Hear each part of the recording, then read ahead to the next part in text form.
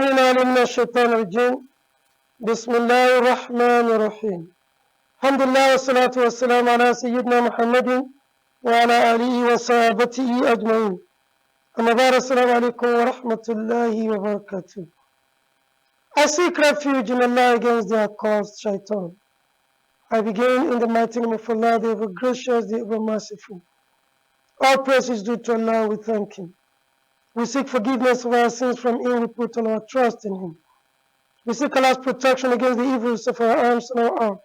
I bear witness that none deserves to be worshipped except Allah alone, the guardian of the righteous. And I bear witness that Muhammad sallallahu alaihi wasallam is Allah's apostle and servant. Thereafter, I extend the best courtesy by saying Allah's peace and blessings abide with us. Good morning and welcome to Sahur Live. My name is Tawfiq Abdulaziz. Somebody just called my attention that I've not been mentioning my name. My name is Tawfiq Abdulaziz.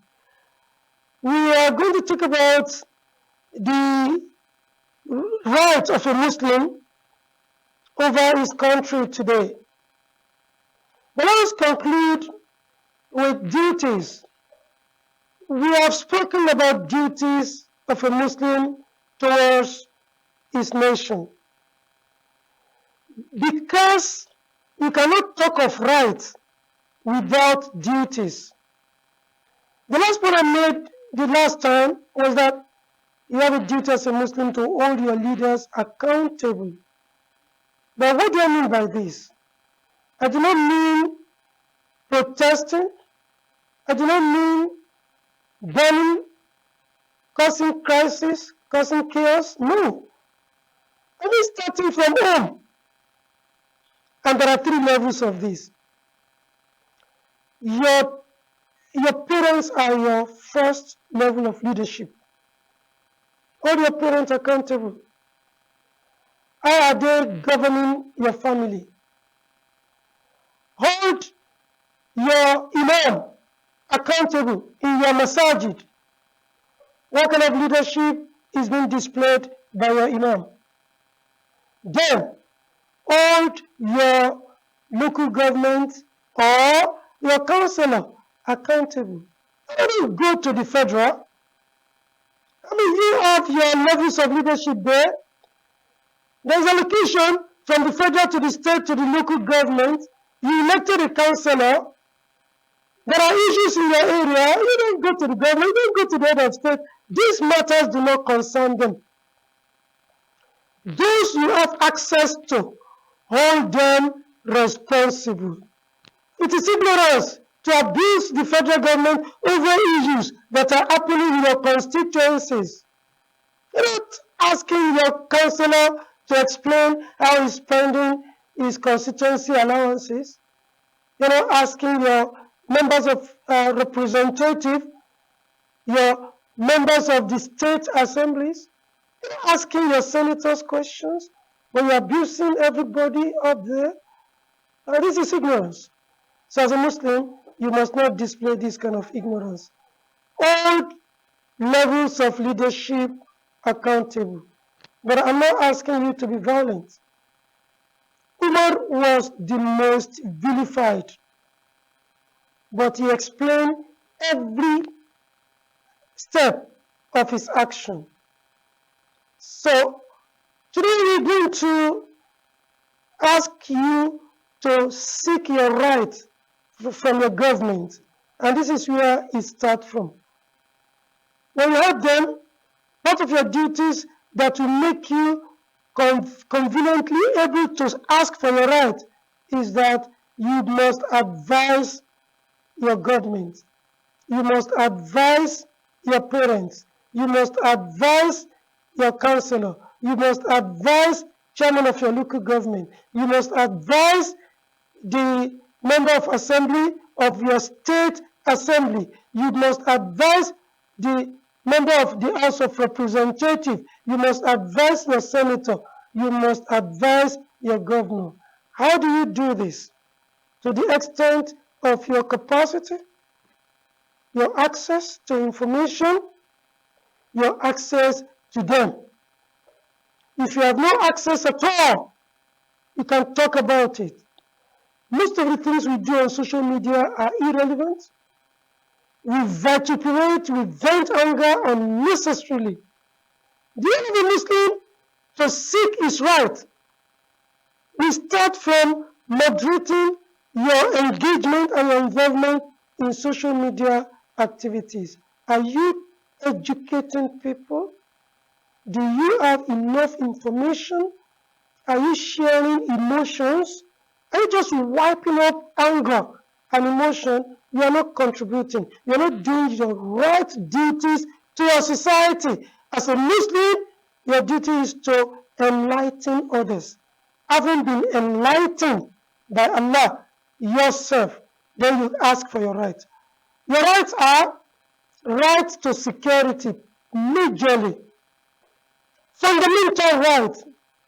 You must seek security. And again, you are not seeking this security from the head of state. You are seeking this security from your community leader, then to your DPO, then to your local government chairman. You are holding some people responsible for your security. But then, you also do your duties. Duties and rights work hand in hand. You are not paying security due, and you are complaining about insecurity. You are also insecurity personified. You must pay your security due first before you complain that there is insecurity in the land. You must be working right. You must be playing safe. What is your contribution to insecurity? You must look at it very well before you cry foul that there is insecurity. However, in any case, we have the right to demand for security fundamentally. Our fundamental right is security. Secondly, after security, we want to be educated. And an unenlightened mind is a devil's palace. Because the devil will occupy the mind that is not enlightened. Number 3, we need economic liberty. We need to be able to earn a living after we have been secured. If you're a farmer, without security, you can't work. After you have been educated, you need employment. But without the right education, you will forever be unemployed. So we need to seek the right to be functionally educated, not paper education. You don't need to go to school and get a piece of paper and then start looking for a job. You need to go to school to create job, to create wealth, to be employers of labor. We need to ask government to functionalize our education, to take it away from paper education, rote learning, sorting, and corruption, so that children will not go to school as good children and come out as evil children. The Muslim community needs to ask government to restructure education. If we are intellectually restructured, then we are completely restructured. The last is the right to have a space, a place on the political space. The right to be recognized as a people, a bloc. The right to be recognized as a Muslim who is qualified to lead others. The right to be accepted, to be tolerated, not to be vilified, not to be demonized by referring to a Muslim participation in the political process as Islamization. This is terrorism. To call a Muslim a terrorist is itself terrorism. To regard the action of a Muslim as Islamization is terrorism. We have the right to be protected by the society.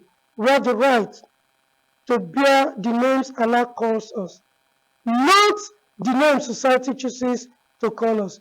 We have the right to be protected against insult and against harassment.